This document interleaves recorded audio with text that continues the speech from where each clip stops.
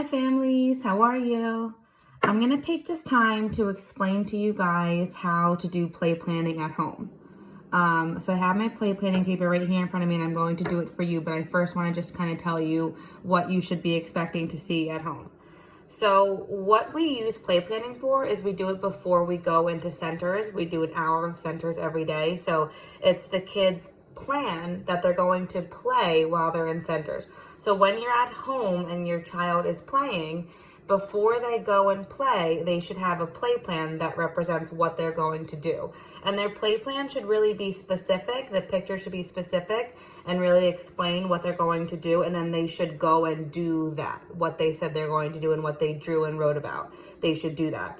So we are in community helpers theme. So I'm going to show you a play plan. It's going to say, I am going to be the cross guard. So it's your play plans are specific, what you're going to be, what you're going to do.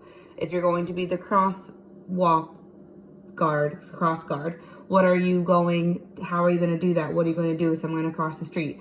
So I'm going to kind of show you how you would make that play plan. All right, so we're going to start our play plan. Now, our play plan is going to be, I am going to be the crossing guard. So we're going to plan what we're going to play in our new community helper team. So we're going to go play crosswalk. So we're going to plan that. So the first thing you do is your plan, which is kind of like a verbal plan. Like your child will just tell you kind of what their plan is going to be. And then your next is a picture. So the picture is very important. So they're going to start always like the message of the day. You're going to start with your picture. And their picture should be detailed. It shouldn't just be a stick figure. It needs to be what they're going to do. So my picture is going to be, I am going to be the crossing guard. So I'm going to first draw myself. And they should know kind of the speech to this, like I have in message of the day.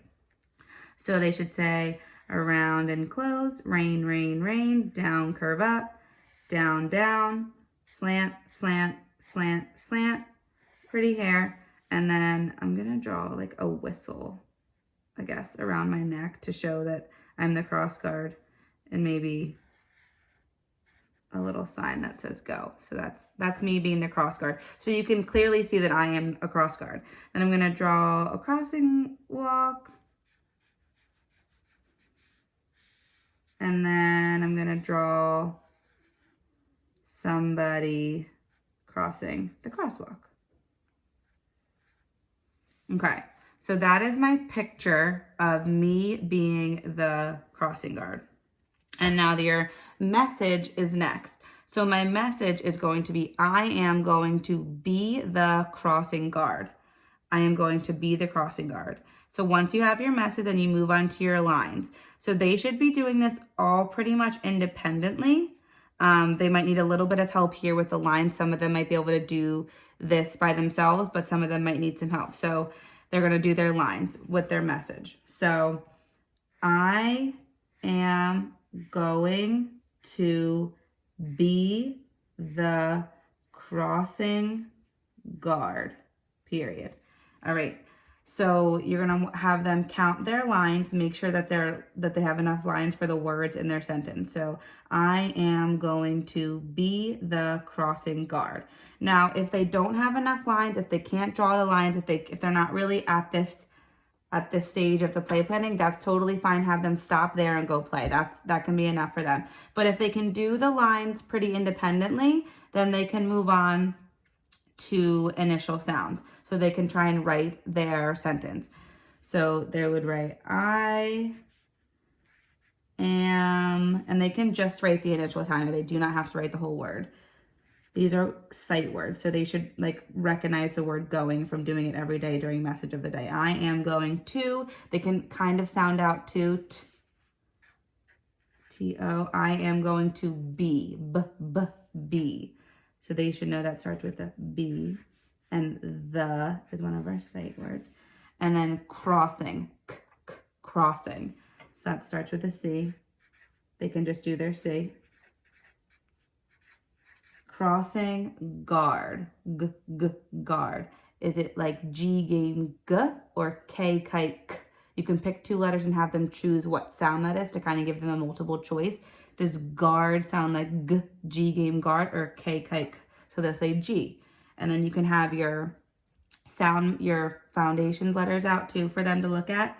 So guard, G. All right, so then they've done their initial sound. Some of them might know their ending sounds to their word. So in the word guard, they can hear the G and they can hear the guard, D, the ending sound. So they can have just a GD on this line, and that is awesome. So then you're going to have them read their message. And if they forget kind of what they wrote because they can't read, they should be able to look at the picture. That's why the picture is so important, and remember their plan. So their message was, I am going to be the crossing guard. And that's awesome. So when they're done all of that, they should go up to the top and write their name. We write their names last. So I'll write my name. And then I'm good to go. And when we are in class, we take this paper with us to go play, and we monitor that they do what they wrote in their play plan first. So they have to do what they wrote in their play plan. So that is how you would play plan. And if you want specific guidance on your child, because I know how where each child kind of is on the play plan, send me a reminder, send me an email, and I can kind of guide you as to where your child is, because it's differentiated and modified for every child. Some students stop at message, lines, initial sounds. Some of them are at ending sounds. So we're all working at different pace here. All right, so that is how you do a play plan. I hope you enjoyed. Bye, friends.